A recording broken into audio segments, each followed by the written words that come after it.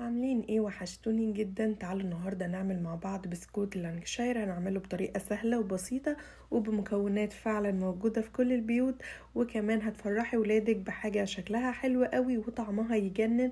وفعلا البسكوت جربيه بالطريقه دي. هو بسكوت من بره لما بتاكليه كده يعني بيقرمش سنه من بره، بس اول ما بتحطيها في بقك كده هتلاقيها بتدوب في بقك. جربي اللانكشاير بطريقتي ووعدك مش هتعملي باي طريقه تانية.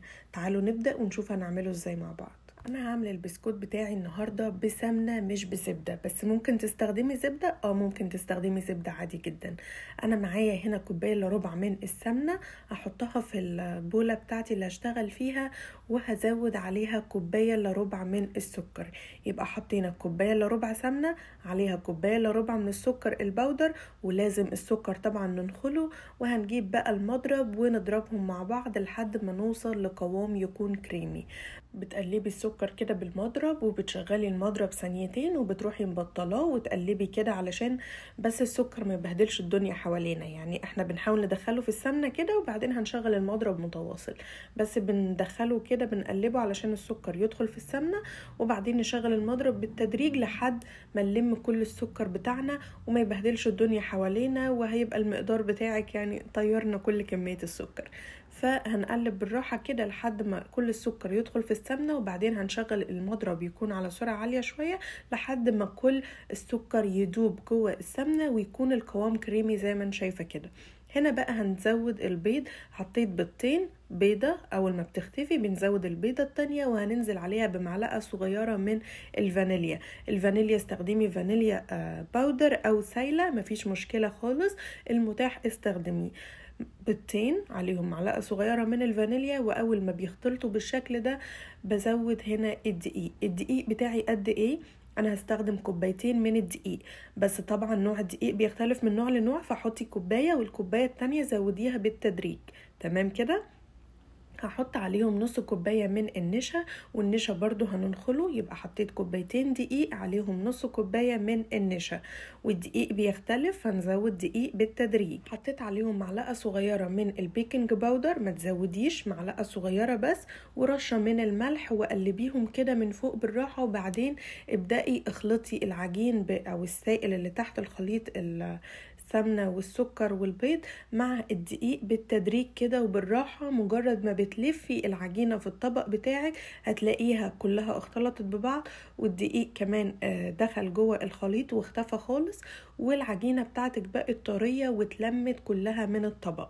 احنا العجينة مش عايزينها بتلزق، هوريكي شكلها عامل ازاي علشان تعرفي تظبطي الدقيق بتاعك. بس انا اخدت معايا كوبايتين من الدقيق، نص كوباية من النشا.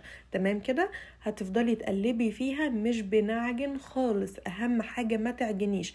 لو تلاحظي انا بلفها في الطبق بتلمين لي كل العجينة اللي في الطبق ومش بعجنها اطلاقا. تعالوا نشوف العجينة شكلها عامل ازاي وقوامها عامل ازاي.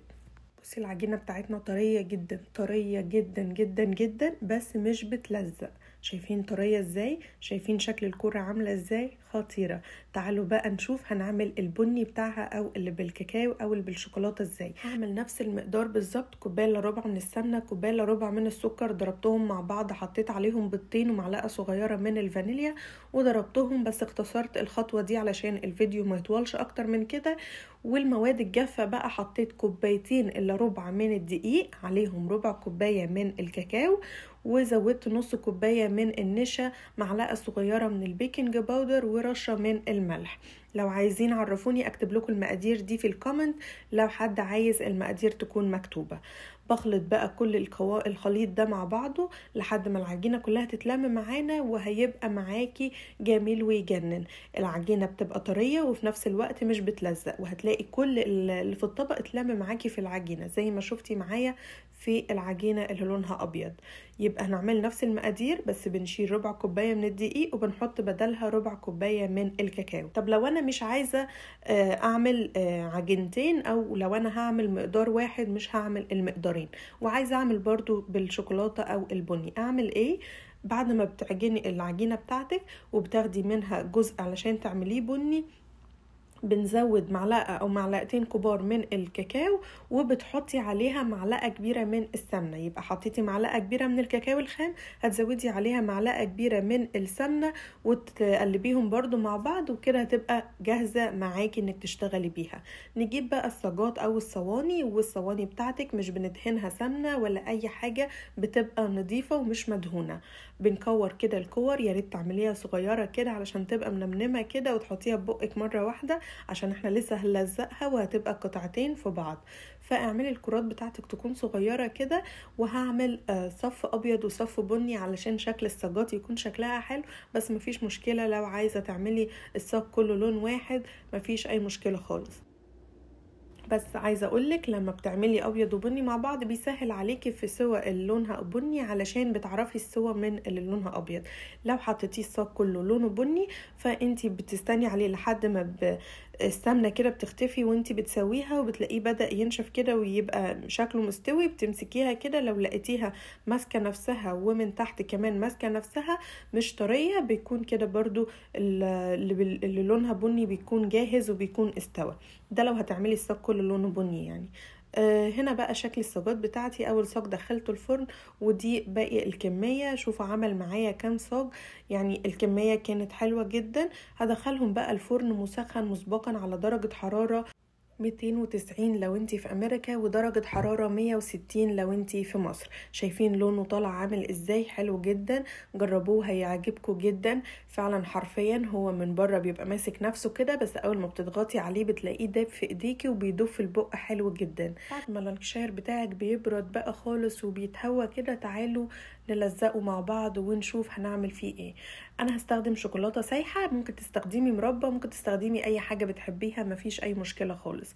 بجيب اتنين كده مع بعض، بحط فيهم شوكولاتة من النص وبلزقهم كده، فالشوكولاتة بتطلع على جنب طبعا من بره، من النص كده بحطها في السبرينكل. عندي سبرينكل الوان، وكمان معايا هنا مكسرات، ده لوز مطحون، ممكن تستخدمي فول سوداني او اي مكسرات متاحه عندك مفيش مشكله. وهنا ده جوز هند ناعم، ممكن تستخدمي اي حاجه بتحبيها وانتي بتزيني اللانكشير بتاعك، او اي نواعم من حاجات العيد. الحاجه اللي بتحبيها والمتاحه عندك استخدميها. والشوكولاته بتاعتي انا بدخلها الميكرويف لمده دقيقه، ولما بتخرج بقلبها بتبقى سايحه بالشكل ده. ممكن كمان تسيحيها على حمام بخار مفيش مشكله. اهم حاجه نعمل اشكال والوان كده عشان تفرحي الولاد، وبحاجه بسيطه جدا. واللمه طبعا معاكي ولادك ومعاكي حبايبك في البيت بتشتغلوا مع بعض، وبتبقى فرحه للعيد. وكل سنه وانتم طيبين، ويا رب دايما مبسوطين. وهنا ده شكل الكمية بتاعتي بعد ما خلصتها. جربوا الطريقة دي وهتعجبكم جدا، وشكله يجنن وطعمه خطير جدا.